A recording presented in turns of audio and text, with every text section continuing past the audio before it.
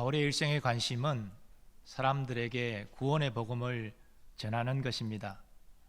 바울이 로마서를 써서 보낸 것도 구원의 복음을 증거하고자 함이었습니다. 그런데 바울은 구원의 복음을 말하기 전에 모든 사람이 처해 있는 비참한 영적 현실을 증거합니다. 하나님의 진노가 불의로 진리를 막는 사람들의 모든 경건하지 않음과 불의에 대하여 하늘로부터 나타나나니, 모든 사람의 문제는 불경건과 불의로 하나님의 진노 아래 있다는 것입니다. 이방인은 하나님이 주신 신의식과 양심과 자연의 아름다움을 통해서 하나님의 존재를 알 수 있지만 하나님을 영화롭게 하지도 않고 감사하지도 않고 자기 정욕을 따라 행합니다. 또 유대인은 율법을 받은 선민이라 자부하고 할례를 자랑했지만 저들 또한 판단의 죄, 교만과 위선의 죄를 범했습니다. 그래서 바울은 이방인도 유대인도 다 죄 아래 있다라고 선언합니다. 그리고 바울은 오늘 본문에서 이렇게 증거합니다. 우리가 알거니와 무릇 율법이 말하는 바는 율법 아래에 있는 자들에게 말하는 것이니 이는 모든 입을 막고 온 세상으로 하나님의 심판 아래에 있게 하려 함이라. 이 19절 말씀에서 율법 아래에 있는 자가 누구일까요? 율법을 자랑하고 율법을 지킴으로 의롭게 되고자 하는 유대인을 의미합니다. 저들은 율법을 지킴으로 의로워지려고 했지만 율법을 지키지 못했습니다. 그래서 율법은 저들이 죄인이라고, 저들의 입을 막고 하나님의 심판 아래 있음을 선언합니다. 그런데 어떤 주석가는 바울이 이 대목에서 이방인도 율법 아래 있음을 말씀하고 있다라고 주장합니다. 저 이방인도 양심의 율법을 받았다는 것이죠. 근데 양심의 율법대로 살지 않기 때문에 저들도 하나님의 심판 아래에 있다는 것입니다. 이러한 주장은 바울이 온 세상이 하나님의 심판 아래에 있다고 증거하는 말씀을 통하여서 지지받습니다. 그러나 중요한 것은 율법 아래에 있는 자가 어떤 자인가, 이게 아니라 율법을 지킴으로 의롭게 될 자가 없다는 것입니다. 그러므로 율법의 행위로 그의 앞에 의롭다 하심을 얻을 육체가 없나니 율법으로는 죄를 깨달음이니라. 바울은 율법을 지키는 행위로는 의로워질 수 없음을 선언한 후에 이제 죄인이 구원을 받는 유일한 길을 증거합니다. 그것이 지금 21절, 22절에 그 위대한 구원의 길이 증거되고 있습니다. 우리 스크린을 보시면서 21절, 22절 같이 합독하겠습니다. 이제는 율법 외에 하나님의 한 의가 나타났으니 율법과 선지자들에게 증거를 받은 것이라. 곧 예수 그리스도를 믿음으로 말미암아 모든 믿는 자에게 미치는 하나님의 의니 차별이 없느니라. 아멘. 율법이 아닌 구원의 길은 예수 그리스도를 믿음으로 의로워지는 구원의 길입니다. 그것이 하나님이 죄인을 구원하시는 유일한 방법입니다. 그러므로 이 말씀은 로마서 1장 16절 17절과 연결됩니다. 내가 복음을 부끄러워하지 아니하노니 이 복음은 모든 믿는 자에게 구원을 주시는 하나님의 능력이 됨이라. 먼저는 유대인에게요 그리고 헬라인에게로다. 복음에는 하나님의 의가 나타나서 믿음으로 믿음에 이르게 하나니 기록된 바 오직 의인은 믿음으로 말미암아 살리라 함과 같으니라. 아멘. 사도의 증언처럼 예수 그리스도를 믿음으로 의로워지는 길은 율법과 아무 상관이 없습니다. 그리고 이 구원의 길은 율법과 선지자들, 즉 구약 성경을 통하여 이미 증거된 것입니다. 바울은 그 사실을 로마서 4장에서 아브라함과 다윗의 예를 들어 입증하고자 합니다. 먼저 바울은 아브라함과 관련된 구약 성경을 인용합니다. 아브라함이 하나님을 믿음에 그것이 그에게 의로 여겨진 바 되었느니라. 아브라함이 언제 의로워지고 구원받았습니까? 하나님의 믿음으로 의로워지고 구원받았다는 것입니다. 다윗과 관련해서도 일한 것이 없이 하나님께 의로 여기심을 받는 사람의 복을 증거합니다. 내 공로가 아닙니다. 믿음으로 하나님께 의롭다 여기심을 받는 자가 복 있는 자입니다 라고 다윗은 고백했다는 것입니다.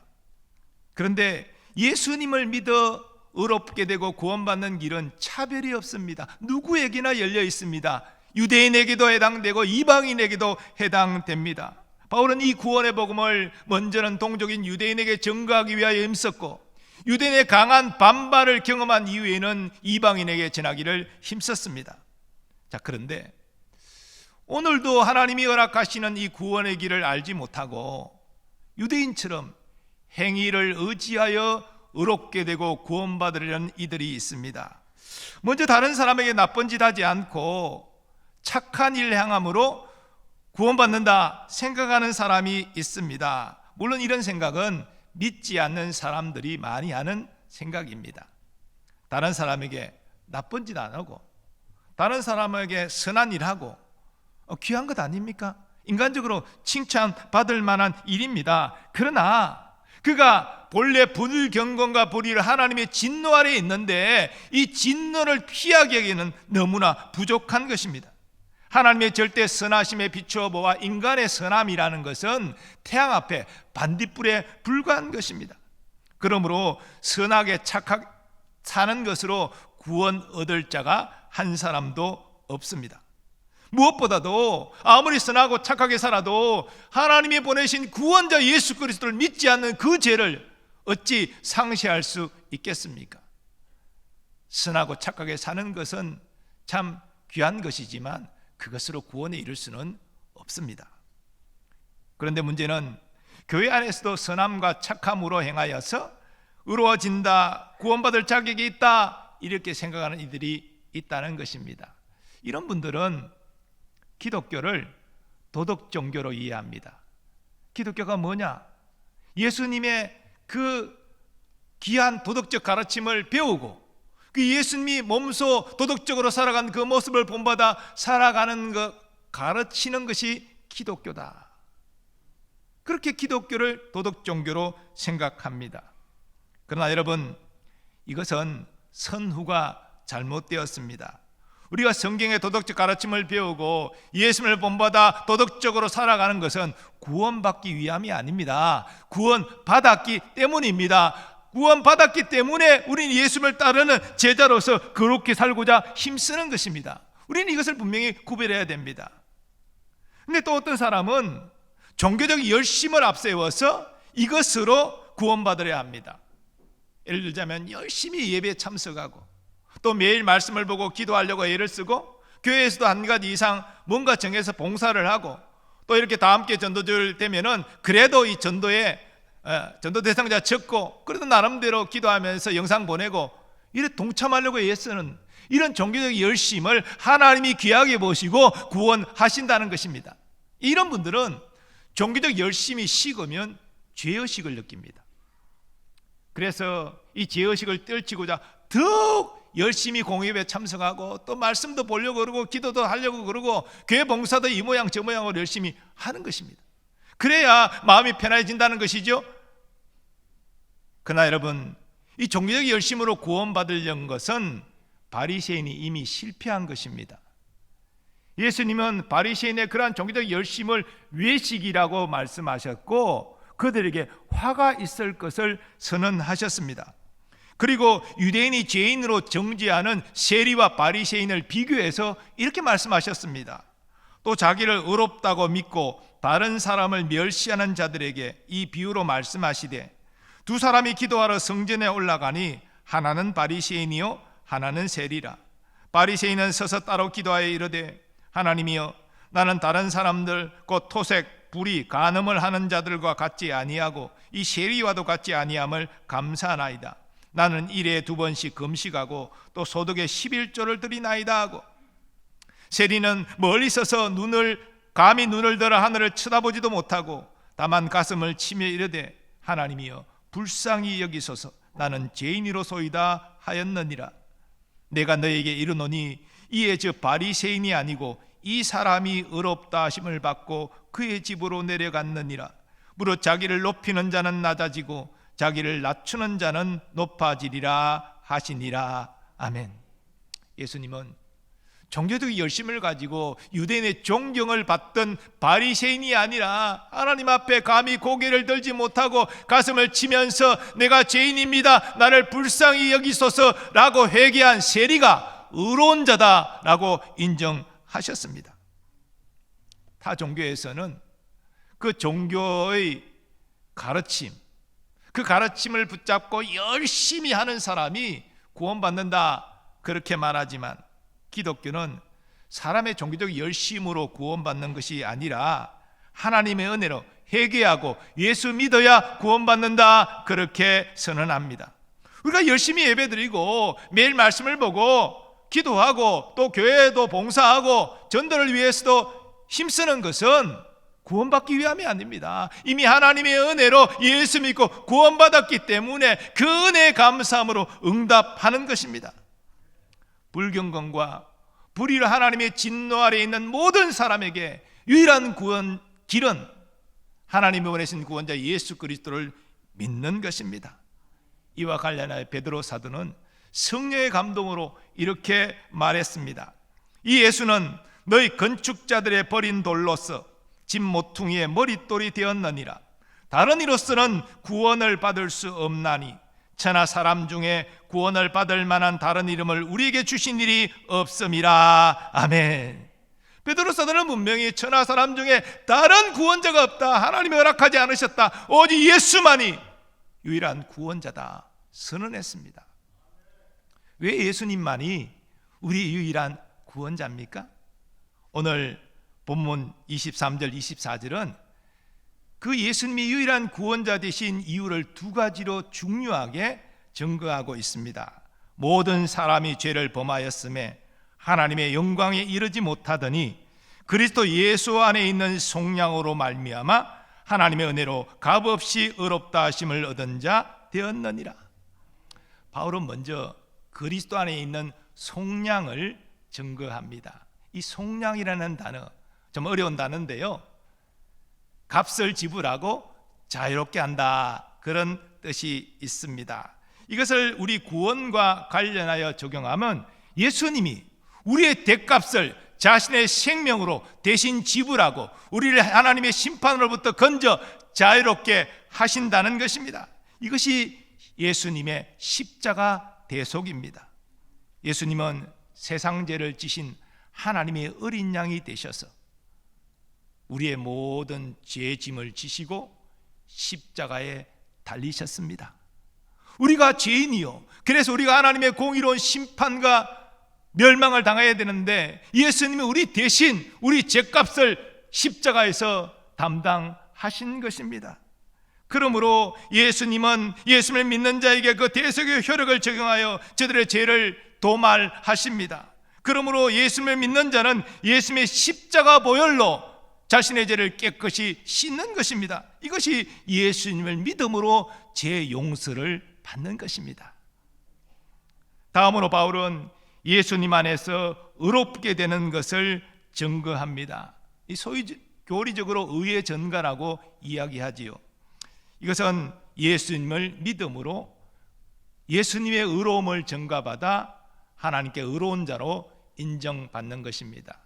예수님께서 이 땅에 오셔서 우리 구원을 위하여 하신 여러 일들 중에 중요한 한 가지는 율법을 온전히 지켜 하나님이 요구하시는 의를 만족시키신 것입니다. 이것이 예수님이 하나님의 의를 이루셨다 그렇게 성경은 증거합니다. 이것이 왜 중요합니까? 우리가 천국 들어가려면 우리가 제사함만 받아서는 안 되고 적극적으로 의인이 되어야 되는데 우리 안에는 우리 행동으로는 하나님을 만족시키는 의로움을 만들 수가 없어요. 왜? 우리는 잘 말씀에 순종하다가도 또 넘어지고 실족하고 범죄하잖아요. 하루도 하나님 말씀대로 살기가 힘든 것이 우리 연약한 모습입니다. 그러므로 율법을 지켜 말씀에 순종하여 의를 이루는 것은 불가능합니다. 그래서 예수님이 우리 대신 하나님 말씀에 순종해서 하나님의 의를 이루셨고 우리는 그 예수님을 믿음으로 예수님이 주신 의를 전가받아서 하나님이 우리를 의인으로 인정해 주시는 것입니다. 이게 의의 전가지요. 조금 다르게 여러분에게 설명해 본다면 예수님은 예수님을 믿는 우리에게 친히 의의 세마포 옷을 선물로 주십니다. 그럼 우리는 예수를 믿는 자로 그 의의 세마포 옷을 입는 거예요. 세상 사람들은 그 의의 세마포 옷을 못 입습니다. 예수님 믿는 우리만 입는 것이죠. 하나님은 우리가 예수 믿고 나서도 여전히 죄를 짓지만 그런 우리의 더러움은 옷 안에 감춰져 있기 때문에 그걸 보시는 것이 아니라 우리가 믿음으로 입은 의의 세마포 옷을 보시고 너는 의로운 자다 인정해 주시고 천국으로 우리를 인도하여 주신다는 것입니다. 이것이 믿음으로 의롭게 되는 이신칭의 교리입니다. 예수님은 우리가 지키지 못한 율법을 지켜 하나님의 의를 이루시고 하나님은 예수를 구주로 믿는 우리에게 그리스도의 의를 전가시켜 우리를 의로운 자로 세워주시는 것입니다. 종합하면 우리는 예수 그리스도를 믿음으로 그리스도 안에서 제사함받고 의롭게 되어 구원에 이르게 되는 것입니다. 그러므로 예수님 외에는 우리의 죄를 대속할 자가 없고 우리를 하나님 앞에 의로운 자로 세울 자가 없는 것입니다. 오직 우리는 예수 그리스도를 믿어 구원에 이르는 것이죠. 이 분명한 사실을 확신하고 붙잡고 나아가는 여러분 되시기를 바랍니다.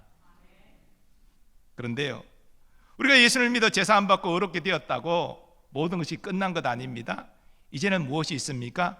구원받은 자답게 사는 일이 우리에게 남아 있습니다. 우리가 착하고 선하게 살아가야 될 이유가 여기에 있는 것입니다. 기독교는 무율법주의나 또는 도덕적 방임주의를 인정하지 않습니다. 나 구원받았으니까 이 구원은 취소될 수 없는 것이니까 나는 마음대로 내 하고 싶은 정욕대로 욕심대로 세상적으로 살아도 상관없다. 그건 성경이 가르치는 것이 아닙니다. 그렇게 살아간다면 그 안에 예수 생명이 없다는 말이 됩니다. 예수 생명이 있는 사람은 그렇게 살 수가 없는 것이죠. 왜냐? 하나님께서 자기 백성에게 뭐라 말씀했습니까? 내가 거룩하니 너희도 거룩할지니라. 우리가 거룩하게 살아가도록 성령을 우리 안에 주시지 않았습니까? 성령 하나님이 내게 함께 하시는 그 영은 거룩한 영인데 어떻게 우리가 마음대로 육신의 욕심을 따라 살아가도 괜찮다? 그럴 수가 없는 것이죠. 바울은 디도서에서 이렇게 증거합니다. 그가 우리를 대신하여 자신을 주심은 모든 불법에서 우리를 속량하시고 우리를 깨끗하게 하사, 그 다음 보십시오, 선한 일을 열심히 하는 자기 백성이 되게 하려 하심이라. 여러분, 우리가 구원받기 위하여 선한 일을 하는 게 아니라 하나님의 은혜로 구원받았기 때문에 이제는 하나님 자제답게 살아야 되기 때문에 선한 일을, 착한 일 많이 해야 된다는 것입니다. 우리 종교적 열심도 마찬가지지요. 구원받기 위함이 아니라 하나님의 은혜로 구원받았기 때문에 하나님을 섬기는 예배를 사모하게 되는 것이고 하나님의 말씀을 더욱더 가까이 하게 되는 것이고 하나님 만나고 싶어서 기도하는 것이고 그 은혜에 감사해서 예수님의 몸된 교회를 섬기는 것이고 또 영혼을 구원하기 위하여 달려가는 것 아니겠습니까? 그것이 마땅한 것이 아니겠습니까? 구원받았기 때문에 하나님 나라를 위해서 그렇게 살아가는 것입니다. 그것이 믿음으로 사는 것입니다. 사랑하는 여러분, 오늘 이 시간 우리의 착한 행실이나 종교적 열심으로 구원받는 게 아님을 분명히 하시기 바랍니다. 오직 회개하고 예수님을 믿음으로 구원받는다. 그것이 하나님의 은혜임을 기억하시기 바랍니다. 여러분, 우리의 믿는 것은 우리의 결단이 맞지요. 우리의 의지가 작용한 것이 맞지요. 그런데 여러분, 이것을 잘 생각해야 됩니다. 본래 모든 사람, 자연인은 아담의 후손으로 그 본성이 첫 창조의 순결한 상태가 아니라 부패되어 있습니다. 하나님을 섬기지 않고 하나님 말씀에 순종하지 않습니다. 할 능력이 없습니다. 그런데 어떻게 자신의 죄를 깨달아 회개하고 예수님을 나의 구원자로 영접합니까? 하나님이 은혜를 주셔야, 역사하셔야 회개가 가능하고 예수가 믿어지는 것이죠. 그래서 바울은 믿음과 구원을 이렇게 연결해서 증거합니다. 너희는 그 은혜에 의하여 믿음으로 말미암아 구원을 받았으니 이것은 너희에게서 난 것이 아니요 하나님의 선물이라. 행위에서 난 것이 아니니 이는 누구든지 자랑하지 못하게 함이라. 여러분, 우리의 믿음, 우리의 구원 다 하나님이 은혜로 주신 것입니다. 은혜의 선물이라는 것이지요. 그래서 우리는 이 은혜로 구원받은 자로 은혜에 빚졌기 때문에 이제는 하나님의 영광을 위해 살겠습니다. 내가 선하고 착한 일 하겠습니다. 내가 열심히 섬기겠습니다. 그것이 우리의 바른 응답의 삶이라는 것입니다. 나 같은 소망 없는 죄인을 은혜로 택하여 부르사 자녀 삼아주신 하나님께 감사와 영광을 올려드립니다. 소망 없는 죄인인 나를 위하여 자기를 비우시고 정의의 형체를 입고 이 땅에 오신 예수님, 내가 지키지 못한 율법을 온전히 지키셔서 하나님의 의를 이루신 예수님, 죄 없으신 예수님이 나의 죄를 지시고 십자가에서 저주받아 죽으시고 부활하셔서 나의 영원한 구주가 되신 예수님, 그 예수님께 감사하며 찬양과 영광을 올려드립니다. 이것이 우리의 진실한 고백이 될 수 있기를 원합니다. 이제 구원받은 자로서 하나님의 선하심을 신뢰하고 하나님 말씀에 순종해서 주의 영광을 위하여 믿음으로 살아가는 우리가 되기를 소망합니다. 그리고 오늘 이 성찬 예식을 통해서도 우리 예수님을 깊이 만나는 은혜가 있기를 바랍니다. 예수로 충만해지시고 예수와 동행하는 삶을 살아가는 우리 모두 될 수 있기를 예수님의 이름으로 축원합니다. 아버지 하나님, 은혜로 구원받은 것을 깨닫게 하여 주셔서 하나님과 예수님께 감사와 영광을 돌리며 은혜와 사랑의 빚진 자로서 이제는 말씀에 순종하는 거룩함으로 주의 영광을 위하여 믿음으로 살아가게 하여 주옵소서. 예수님의 존귀하신 이름으로 기원하옵나이다. 아멘.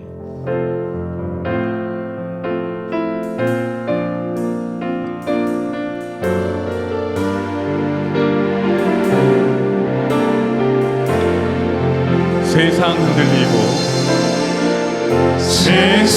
흔들리고 사람들은 변하여도 나는 주를 섬기리. 주님의 사랑은 영원히 변하지 않네. 나는 주를 신뢰해. 오직 믿음으로, 오직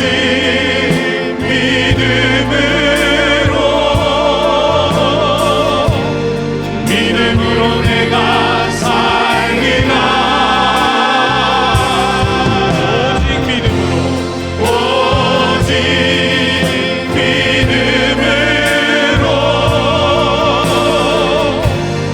믿음으로 내가 살리라. 믿음 흔들리고 사람들 주를 떠나도 나는 주를 섬기리. 주님의 나라는 영원히 쇠하지 않네. 나는 주를 신뢰해. 오직 믿음으로, 오직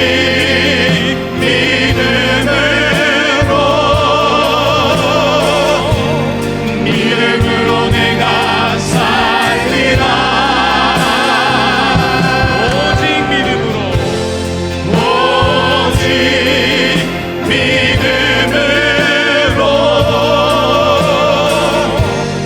믿음으로 내가 살리라. 오직 의인은, 오직 의인은 믿음으로 말미암아 살리라. 오직 의인은 믿음으로 말미암아 살리라. 아버지 하나님, 믿음으로 구원받은 주의 백성들, 그 은혜와 사랑에 감사함으로 주님 부르시는 날까지 믿음으로 승리하며 살게 하여 주옵소서. 이제는 우리 주 예수 그리스도의 은혜와 하나님 아버지의 무한하신 사랑하심과 성령님의 역사하심과 교통하심이 주의 은혜로 인하여 예수 믿고 구원받은 사실을 다시 한번 확신하면서 이제 이 땅을 살아가는 날 동안 오직 주의 영광을 위하여 믿음으로 살리라 결단하는 모든 주의 백성들의 삶의 범사 위에 이제부터 영원까지 함께 하시기를 축원하옵나이다. 아멘.